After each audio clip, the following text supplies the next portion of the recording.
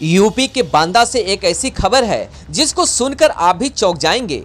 बांदा में तैनात है महिला जज का एक पत्र सोशल मीडिया पर जमकर वायरल हो रहा है, जिसमें सिविल जज महिला ने जिला जज पर सेक्सुअल हैरेसमेंट का आरोप लगाया है, जिसको लेकर महिला जज सुप्रीम कोर्ट के चीफ जस्टिस को पत्र लिखकर इच्छा मृत्यु करने की मांग की है।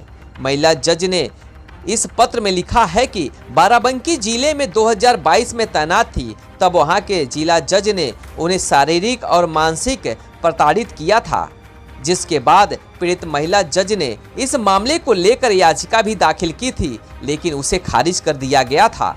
उसके बाद हाई कोर्ट में गुहार भी लगाई थी, उसे वहां भी न्याय नहीं मिल पाया, जिसके बाद थक हार कर दोबारा फिर से न्याय की उम्मीद लिए हाई कोर्ट जा रही है। पत्र में पीड़ित महिला जज ने लिखा है, अब सभी गवाहों के नियंत्रण में जिला न्यायाधीश के अधीन होगी।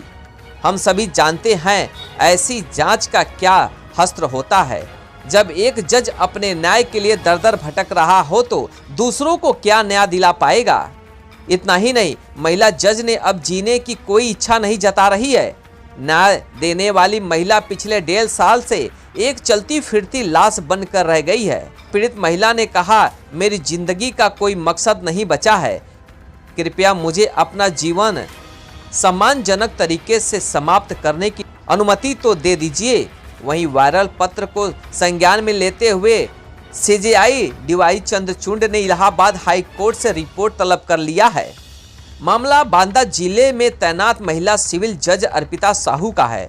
उन्होंने बाराबंकी जिला जज पर मानसिक व शारीरिक प्रताड़ना का आरोप लगाया है और न्याय न मिलने से आहट होकर सुप्रीम कोर्ट के चीफ जस्टिस को पत्र लिखकर इच्छा मृत्यु की इजाजत मांगी है।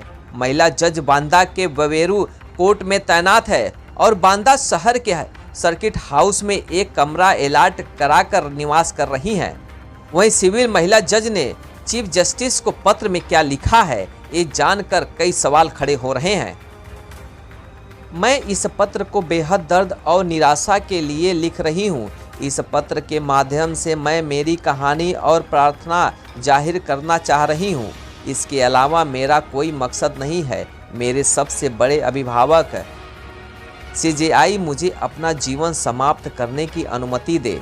मैं बहुत उत्साह और इस विश्वास के साथ न्यायिक सेवा में शामिल हुई थी कि मैं आम लोगों को न्याय दिला पाऊंगी, लेकिन मैं ये नहीं जानती थी कि जिस कार्य के लिए जा रही हूँ वहाँ पर मैं खुद ही न्याय की भीख मांगूंगी और मेरे साथ यौन उत्पीड़न होगा। मेरे साथ बिल्कुल कूड़े जैसा व्यवहार होगा। मैं दूसरों को न्याय दिलाने की आशा की थी, लेकिन मिला क्या, अब मैं खुद न्याय मांग रही हूँ।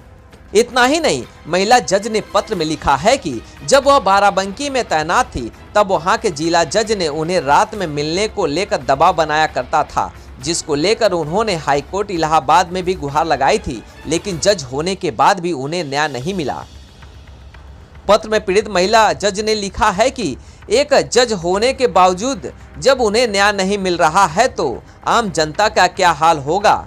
दूसरों को न्याय देने वाले जज को ही जब न्याय के लिए दर दर भटकना पड़ रहा है तो आम जनता को क्या न्याय मिलता होगा। उन्होंने लिखा है, उनके साथ जो भी हुआ है उसको लेकर वो ओपन पत्र जारी किया है, जिसमें सारी बातें लिखी गई है। इस पूरे मामले को लेकर महिला जज ने याचिका भी दाखिल की थी, लेकिन उसे खारिज कर दिया गया था। महिला जज ने यह भी बताया कि शिकायत स्वीकार करने में भी लगभग 6 महीने लग गए, जबकि इस प्रक्रिया में सिर्फ 3 महीने लगते हैं। वही महिला जज इस वक्त बांदा जिले में तैनात है। पूरी प्रकरण को लेकर अब हाईकोर्ट जा रही है। पत्रकारों से बात करते हुए उन्होंने कहा कि अपनी तरफ से कोई ऑफिशियल बयान नहीं दे सकती हूँ, लेकिन जो कुछ कहना था उस पत्र में लिख दिया है और यह ओपन पत्र है। उन्होंने भी कहा, एक जज होने के बाद भी न्याय के लिए गुहार लगानी पड़ रही है और कई दिक्कतों का सामना भी करनी पड़ रही है। महिला जज ने पूरे देश की महिलाओं से अनुरोध किया है कि यौन उत्पीड़न के साथ जीना सीख ले। यही महिलाओं के जीवन का सत्य है। जब एक जज होते हुए अपने लिए निष्पक्ष जांच तक नहीं करा सकती है तो और महिलाओं के साथ कितना दुर्व्यवहार होता होगा। इस बाबत जानकारी देते हुए उन्होंने कहा, अब न्याय मांगना छोड़ दो, सभी महिलाओं को सलाह देती हूं कि वे खुद खिलौना या निर्जीव वस्तु बनना सीख लें।